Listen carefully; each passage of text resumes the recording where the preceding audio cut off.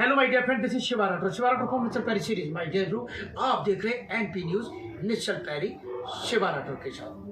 My dear bro, मैं आज यथार्थ गीता आश्रम से शिविर के अंदर ऐसे संत, ऐसे अद्भुत संत जिनको वास्तव में गीता का अंतःकरण का, गीता की आत्मा का ज्ञान है। इस महाकुंभ में मैंने बहुत सारे महामंडलेश्वरों का साक्षात्कार लिया, उनमें से ये बिल्कुल अद्भुत है। माफी चाहूंगा भगवान, मैं आपका परिचय ले चुका हूं पूर्व में। आप मुझे ये बताइएगा, शिवा राठौर के प्रोग्राम का नाम है शिवा राठौर के तीखे सवाल, और मुझे तीखे सवालों के लिए जाना जाता है। इस कुंभ में किसी बाबा ने मुझे पागल बोला, किसी ने कुछ बोला, किसी ने कुछ बोला। मेरा पहला सवाल है कि सनातनी परंपरा और मुसलमानों की उत्पत्ति कहां से हुई? सबसे पहले तो आपको मैं धन्यवाद दूं कि आपने समय दिया और सही बात जनता तक आपका ये चैनल पहुंचा रहा है, जिसके लिए ये धार्मिक आयोजन हुआ है। और आप सच में पागल हैं। पागल का मतलब होता है जो पा करके उसी में गल जाए, वही पागल है। बाकी ये दुनिया में जो है ये तो पागल नहीं है। मतलब भगवान को पा के जो उसमें गल जाए, समाहित हो जाए, वही पागल है। तो आपके अंदर जो ज्ञान है, जो अध्यात्म है, वो कोई महात्मा ही उसका उत्तर दे सकता है। तो हम लोग जो भी बताते हैं, हमारे पूज्य गुरुदेव भगवान की वाणी, महाराज जी की वाणी है। हम लोग स्पीकर हैं, जैसे स्पीकर में जो बजा दीजिए वो बजता है। तो आपने जैसा सवाल पूछा है कि हिंदू और मुसलमानों की उत्पत्ति, तो दुनिया में ये संप्रदाय वगैरह तो कुछ 100 वर्ष पहले बने हैं।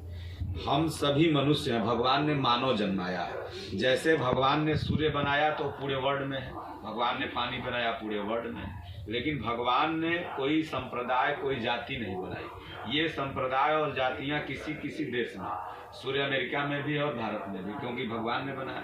अगर भगवान ब्राह्मण बनाते, हिंदू बनाते, मुसलमान बनाते, तो ये सर्वत्र न पाए जाते। लेकिन किसी देश में नहीं पाए जाते हैं, किसी देश में पाए जाते हैं।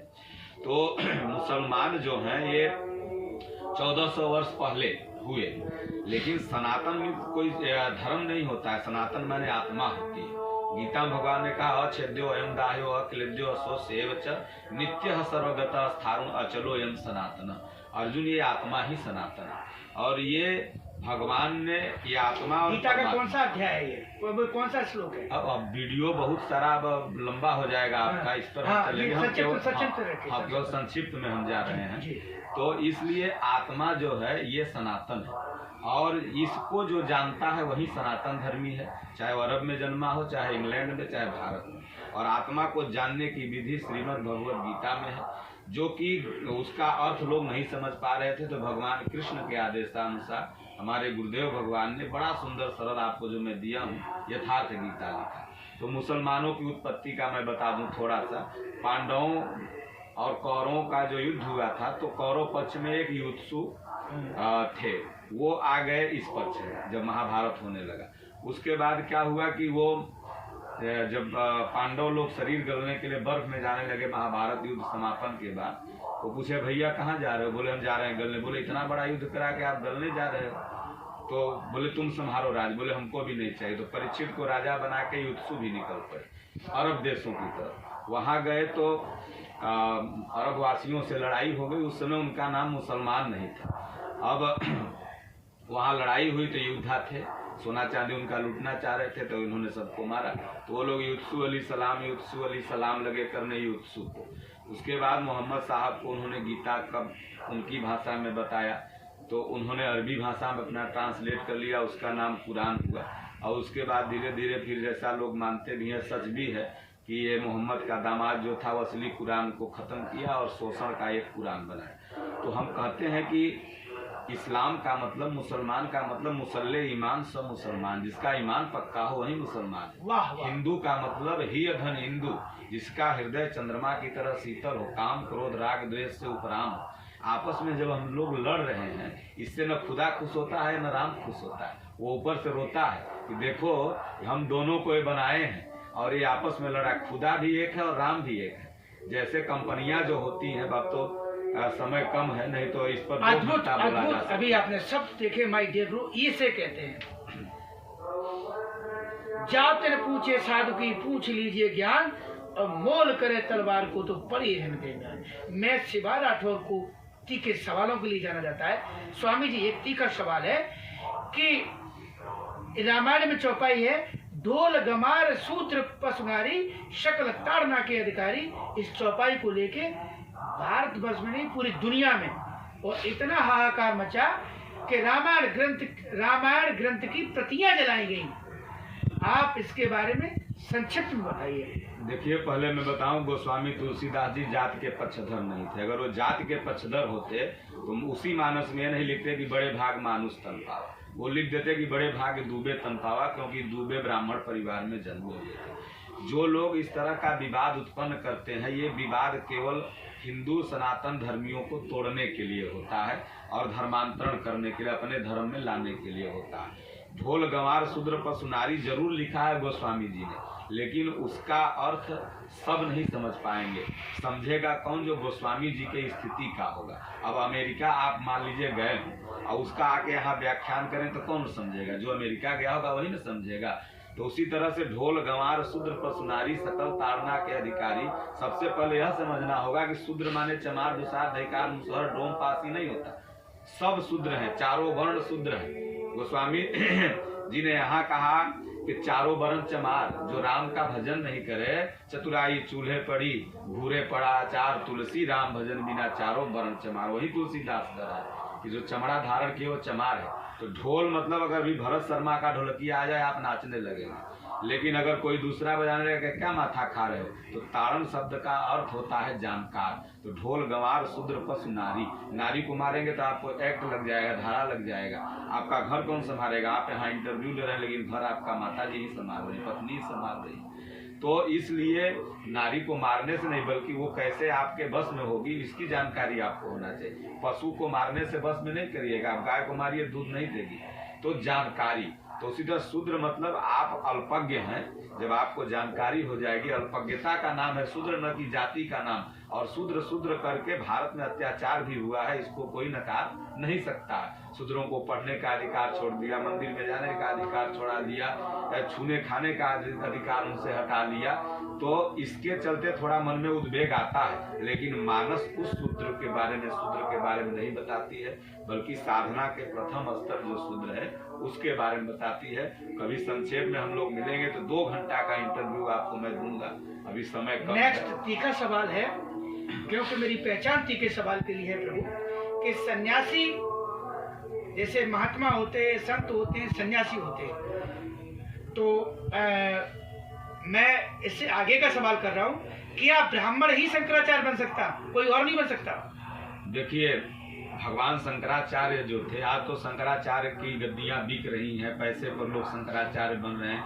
आप पूरे माघ मेला में घूमे होंगे और हजारों शंकराचार्य आपको मिले होंगे, लेकिन शंकराचार्य भगवान ने कहा, हमारे पूज्य गुरुदेव भगवान कहते हैं कि गद्दियों से कोई महापुरुष नहीं बनता है, बल्कि महापुरुषों से गद्दियां बनती हैं। आज जितनी भी गद्दियां बनी है, चाहे जो भी पंथ हो अखाड़ा, वो अपने समय के महापुरुष थे। भगवान बुद्ध के पहले बौद्ध नहीं था, मोहम्मद के साथ पहले इस्लाम नहीं था, लेकिन सनातन जो है वो राम के भी पहले था, कृष्ण के भी पहले था। अगर राम दशरथ के भगवान कौन है? अगर राम भगवान है तो दशरथ के भगवान क्यों है? कौन है? भाई राम तो दशरथ जी के पुत्र हो गए। अज के भगवान कौन? 40वीं पीढ़ी थे राम, 40वीं पीढ़ी थे। तो ये सनातन धर्म महान है, सनातन सब है, पूरा दुनिया ही सनातन है, जिसके अंदर आत्मा है वही सनातन। प्रभु एक और सवाल ले लीजिएगा क्योंकि समय का अभाव है। ये हमने कुंभ में देखा कि जो धर्म के ठेकेदार, इन्होंने अपनी अपनी दुकानें सजा रखी, बड़े बड़े ऊंचे महल बना रखे, और जब मैंने परखी लगाई, ज्ञान की परखी लगाई, तो ये अपने नाम के आगे जगत गुरु लिखते हैं, शंकराचार्य लिखते हैं, महामंडलेश्वर लिखते हैं। इन्हें क्रियाओं का ज्ञान नहीं है। इन्हें मैं ये कहूँगा कि जो मुद्राएं हैं उनका ज्ञान नहीं है। इन्हें शरीर के भीतर की जो अयोध्या है, शरीर के भीतर का जो ज्ञान है वो इनको ज्ञान नहीं है। ये आडम्बरी है जो डिग्रियां दे रहे हैं, महंत की, श्री महंत की, महामंडलेश्वर की, और वो शंकराचार्य की डिग्रियों को बेच रहे, इसके बारे में क्या कहेंगे आप? सबसे पहले मैं वो ब्राह्मण बन सकता है, अगर योग्यता हो तो शंकराचार्य हर कोई बन सकता है। जैसे आप आज भारतीय संविधान में डीएम हर कोई बन सकता है, कलेक्टर हर कोई बन सकता है, योग्यता हो तो शंकराचार्यों को आगे आना चाहिए और कहना चाहिए कि अगर योग्यता हो तो शंकराचार्य सब बन सकता है, क्योंकि मछोदरी का पुत्र पूरा ग्रंथ लिख डालता है। और आज ये केवल कुंभ में बैठा बैठा के दुबे, तिवारी, पंडित, शुक्ला को शंकराचार्य बना रहे, क्या और जातियों का अधिकार नहीं शंकराचार्य बनने का? तो इन लोगों को अगर समाज से कहते हिंदू राष्ट्र बनाएंगे, जात पात की करो विदाई, लेकिन अपने लिखेंगे आचार्य पंडित फलनाथ शास्त्री, आचार्य पंडित फलनाथ फलना। पहले तुम अपने नाम के आगे से तुम आचार्य पंडित हटाओ, तब ना दुनिया के तुम जात पात की विदाई कर पाओगे। तो इसलिए हर कोई शंकराचार्य बन सकता है। इनको आगे आके कहना चाहिए कि हमारे यहाँ योग्यता का महत्व, जैसे हमारा भारतीय संविधान कहता है कि योग्य हो तो मेरे हो, अयोग्य हो तो मेरे नहीं हो। तो अगर योग्य अगर किसी भी जात में जन्मा है, अगर उसके पास इस लोक का ज्ञान है, उसके पास पवित्रता है, आचरण है, रहन है, सहन है, तो क्यों नहीं बन सकता? तो ये खुद ये लोग जात पात करते हैं और छोटी जातियों को केवल ये लोग रखते हैं शोषण। इससे मैं शंकराचार्य आपके माध्यम से जितने हैं चारों गद्दी के, उनसे मैं कहूँगा कि क्या ऐसे स्टेटमेंट मीडिया में आके वो देंगे कि मैं मतलब के क्या नाम है सबको शंकराचार्य बनाऊंगा? कभी नहीं देंगे। अगर नहीं देते हैं तो फिर उनको गरीबों से दान लेने का अधिकार कैसे है? आप पैसा में छुआछूत नहीं है और उसके भोजन में छुआछूत है, उसको शंकराचार्य बनाने में छुआछूत है। तो ये सब केवल घोषणा कर रहे हैं। आप पूरे कैंप का आपने सर्वे किया होगा, एक ही आश्रम है, एक ही संत है जो गुरु महाराज हम लोग के हैं, वो आए भी नहीं कुंभ में। देखिए ये लोग बैनर लगा लगा के बैठे हुए हैं कि मेरे पास कोई आवे, यहाँ आपसे व्यवस्था देखेंगे, लेकिन महाराज जी नहीं आए, उनको भगवान ने नहीं कहा। तो संत हर समय में एक होते हैं। कृष्ण के समय बहुत से लोग रहे, कृष्ण को लोग क्यों जानता है? राम के समय बहुत से लोग रहे होंगे, उन्हीं को क्यों लोग जानता है? छत्रपति शिवाजी के समय बहुत से लोग, उन्हीं को क्यों जानता है? तो इतिहास हमेशा सच्चे को याद रखता है, नकली सब ऐसे ही चले जाएंगे। माय डियर ब्रो, इसे कहते हैं यथार्थ परखी लगाई। माय डियर ब्रो, हमारे व्यूअर्स सभी आप देख रहे हैं कि जो सवालों के जवाब तर्क संगत दिए और बहुत ही, मैं ये कहूँगा कि भीतर गहराई के साथ, अध्यात्म के साथ, वेद और सात सम्मत के साथ हमारे तीखे सवालों का जवाब दिया है श्री भगवंत ने। मैं कोट कोट बारंबार इनके चरणों में वंदन अभिनंदन करता हूँ। वो ऐसे संतों के दर्शन हो रहे हैं, मैं इनका साक्षात्कार कर रहा हूँ। ये मेरा प्रारब्ध है और ये मेरा भाग्य है, और ये मेरा भाग्य उदय हो रहा है कि ऐसे संतों के समक्ष में सज्ज हूँ, प्रस्तुत हूँ। जय हिंद मित्रधारी, all of you my dear friends.